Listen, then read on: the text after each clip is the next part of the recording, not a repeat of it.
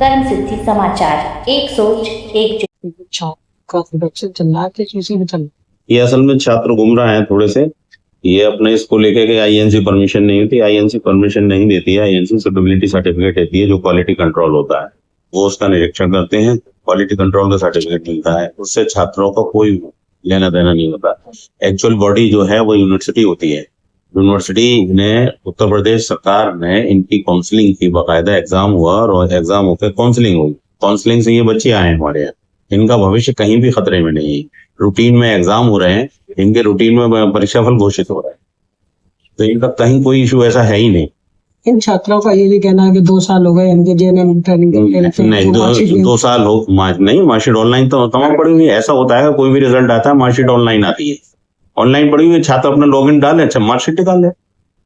अब जो स्कूल की और हम आपको दे रहे हैं मार्कशीट छात्रों की निकाल के, हमने आपको दे रहे हैं, हमारे पास लगी हुई, ये सब लगी हुई है, हम आपको दे रहे हैं, प्रोवाइड कर रहे हैं। और गवर्नमेंट ने इनको एनरोल्ड किया है। अब स्कूल में ये भी कहा गया है कि स्कूल के फीस की नियत मानक नहीं है, फीस किसी से नहीं, ये गलत, नहीं, रसीद फाड़ दी गई। नहीं गलत, ये रसीद फाड़ क्यों दी जाएगी?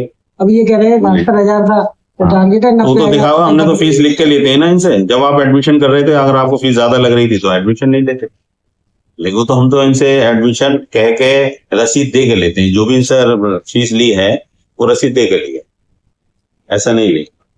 लेकिन ये है, आप अगर जीएनएम की बात करेंगे तो 70,000 रुपए फीस है इनकी, 70,000 की इनको रसीद दी गई। ये लोग लगातार 72,000 बता रहे हैं और 90,000 बता रहे दिए गए।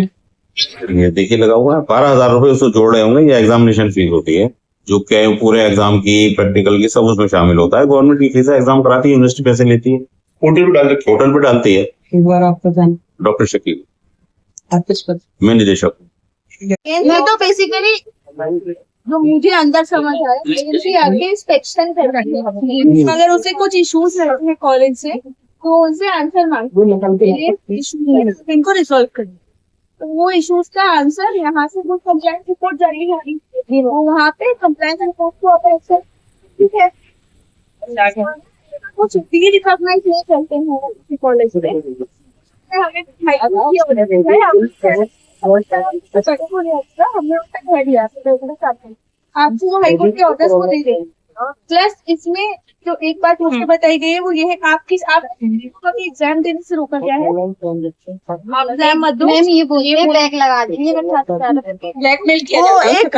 ये वाला कंसर्न मैंने वहाँ रेस कर दिया है, उनको कहा है कि वो टीचर्स को सबको इस चीज पे एक्शन ले। और आपने जो 1-2 नाम हमें बताया कि हम उनको अंदर बता के आ गए हैं कि व्यवहार थोड़ा इनका ठीक नहीं है और ये सब चीजें हो रही हैं, यहाँ रुकनी चाहिए। वो एक जनरल चीज होगी। कभी ऐसा आप लोगों से कहा गया है कि कॉलेज नहीं किया है इसलिए आप एग्जाम नहीं दे पाओगे? ऐसा पॉइंट है, आईएनसी के पास नहीं, इसलिए हमें एग्जाम से नहीं रोकेंगे। नहीं सर, मैम इन्होंने स्टेट से एग्जाम करवाए, इसलिए नहीं लिखा। हमारी लिखा हुआ है एकदम से, वो नहीं, वो तो ऑनलाइन रिजल्ट पे सबमिट टेम्परेरी, वो चीज आप इसमें लिख दो कि हमें मार्कशीट चाहिए। जो आपका ये पॉइंट है इसमें लिख दीजिए। प्लस उन्होंने मुझे अभी बताया, मेरी जो ओरल इनसे बात की, इस चीज से वो लोग इसमें स्टेप्स उठा रहे हैं कि 2024 में जो हुआ है ये वो लीगली, जो आप लोगों को भी बताया था, कोर्ट भी जा रहे हैं, प्लस आईएनसी को भी लिख रहे हैं।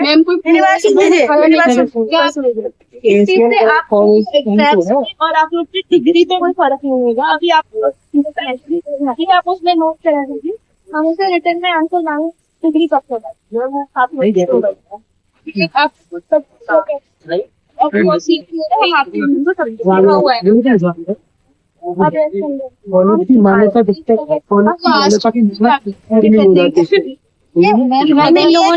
आगे। अगर मैम कोर्ट ने भी मना कर दिया तो फिर क्या होगा?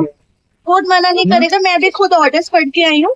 ऑर्डर्स पढ़ाई चांस नहीं होगा, महीने में कोर्ट तो होता है।